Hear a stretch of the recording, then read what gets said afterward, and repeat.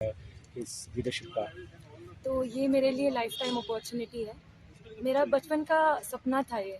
2008 में मैं यहाँ पे आई थी as a NCC cadet engineer. तो उस टाइम पे मैंने डिसाइड कर लिया था कि मैं एक दिन यहाँ पे कंटिजेंट लीड करूँगी as an officer. So today it's a dream come true for me.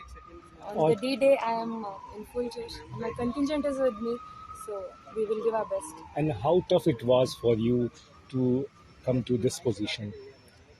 Tough, I would rather say it was my strength, because I had to work towards my dream. So everything you take it in a positive way, it becomes your strength.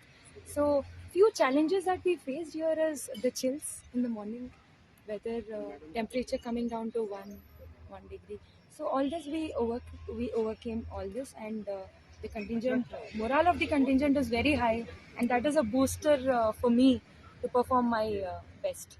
And choosing Indian Navy as your career, in our society it is taken as very unconventional. So what inspired you to take armed forces as your career?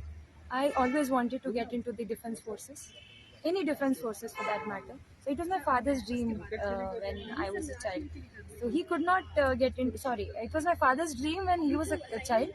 So somehow he could not get into the forces. But my parents, both my mom and my father, they always inculcated this patriotism into me, and that became my dream. So to get into the forces, to get in touch with the forces, I joined NCC. So that is when I decided that I would be a part of the armed forces one day, and I will be in uniform one day.